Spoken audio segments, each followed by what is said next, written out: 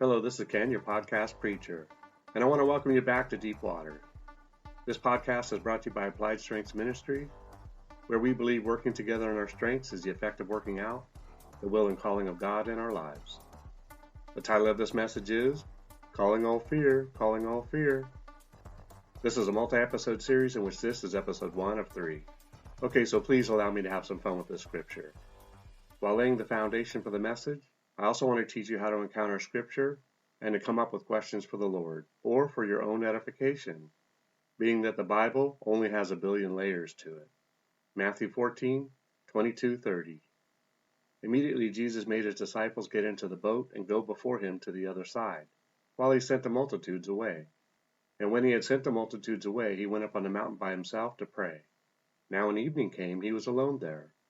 But the boat was now in the middle of the sea, tossed by the waves, for the wind was contrary. Now in the fourth watch of the night Jesus went to them, walking on the sea.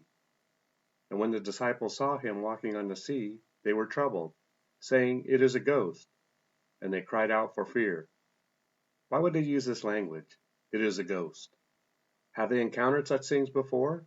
Were they influenced by the movie Beetlejuice? Now keep in mind they encountered angels and demons on the regular, so supernatural entities were not a total surprise for them. Well, if you're waiting for an answer to my question, you won't get it from me. I have lots of questions similar to this one for God to address. Maybe he doesn't, maybe he does. Point being, I'm in a relationship with him and his word, and sound relationships require good questions. And I have learned to leave some of the questions hanging. Verse 27, But immediately Jesus spoke to them, saying, "Be of good cheer, it is I. Do not be afraid." I think Jesus was quite the practical joker and may have had other intentions here other than just teaching a lesson on fear and faith. He does show compassion for them in their immediate state as he responded immediately and didn't wait for them to wet themselves. Verse 28, And Peter answered him and said, "Lord, if it is you, command me to come to you on the water." So I find Peter's response kind of funny. That is, he stated, "If it is you." Okay, so who else would it be? Didn't Jesus just say it is I? Is it possible that fear will cause you to say silly things in the moment? The other thing I find interesting in this is that Peter asked Jesus to command that he come to him on the water. So now place yourself in the boat. You see a guy who has identified himself as Jesus. He is gently swaying back and forth while standing on top of the water, the waves lapping at his feet, his hair softly blowing in the breeze, and you tell him to command you to do the same thing that he is already doing. You see how this is not a faith moment at all? Fear, doubt, and unbelief are swirling in the wind. First, Peter questions Jesus' sanity by saying, "If it is you." And then he tells him to command him to do the same thing that he's already doing. Okay, so we see in another story about a fishing trip, and yes, I am interrupting a scripture journey with another scripture journey. You should get used to seeing this in some of my messages. Anyways, the guys are in the SS Minnow not only catching fish, but thinking about the last 3 years of their life with Jesus. Oh, the conversations going on in each one of their heads. I don't think catching nothing mattered in this trip. But, well, let's see what happens and the difference in Peter's response in this story as compared to Matthew 14:22-30. And oh yes, it has funny stuff too. John 21:3-7. Simon Peter said to them, "I'm going fishing." No doubt, to think more than just about fishing. Maybe he was even frustrated due to his understanding or lack thereof of what Jesus represented, and that he would be returning with a farewell message. They said to him, "We are going with you also." They went out and immediately got into the boat, and that night they caught nothing. I thought I would just point out that in both fishing stories these guys moved in preparation for fishing. They did things immediately, just like the Lord. I suspect we should apply this technique to our response to Jesus from time to time. Well, all the time. Verse 4.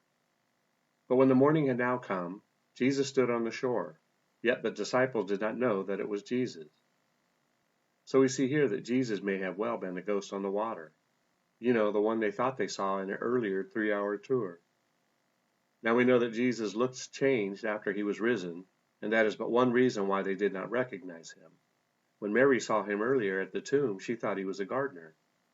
John 20:11-17. But so now the story gets interesting. In verse 5, Then Jesus said to them, "Children, have you any food?" They answered him, "No." So it didn't bother a bunch of hardened sailors that another man that they did not know just called them children? I couldn't resist. Verse 6. And he said to them, "Cast the net on the right side of the boat, and you will find some." So they cast, and now they were not able to draw it in because of the multitude of fish. So we see in this moment that even though they did not know it was Jesus, they had been trained by him to believe that if someone tells you to try another method, then you do it. Verse 7. Therefore that disciple whom Jesus loved said to Peter. Okay, so who wrote the book of John? Of course John did. And who is telling you this story? Right again, it is John. And so when John writes down, therefore that disciple whom Jesus loved, you got to ask yourself if he was just being funny. I mean, he says it again in verse 20, which, by the way, invoked a response from Peter, right after Jesus told him he was going to die. Peter says, what about this guy? You know, the one in whom you love. Okay, so Peter didn't have the book of John to refer to, but surely he had some issues with John. Next verse, it is the Lord. So John tells the boat people that it is Jesus. By the way, if you too know that you are the one that Jesus loves, you may also be the only one to see Jesus in the crowd that claims to know him but can't see him. Now when Simon Peter heard that it was the Lord, he put on his outer garment, for he had removed it, and plunged into the sea. So looky here, Peter didn't say, well, if it is you, Lord, command me to come to shore, and by the way, bring the fish with me.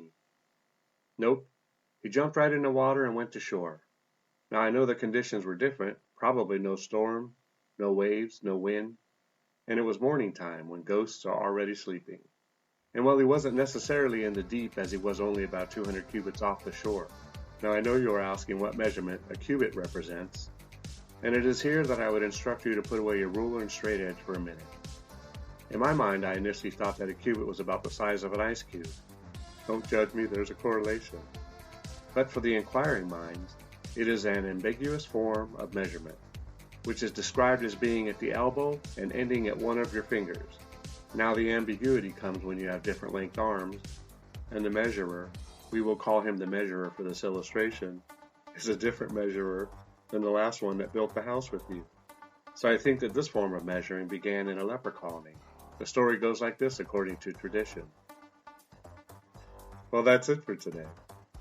Remember, it's not what you find wrong or disagree with regarding these messages, but what you can take away from it. Together we can do more to impact the kingdom than if we work alone. Let's flip the script and kill, steal, and destroy the works of the enemy, and create space for the light of life to shine through into people's lives. Plant a seed and click on the like and subscribe button.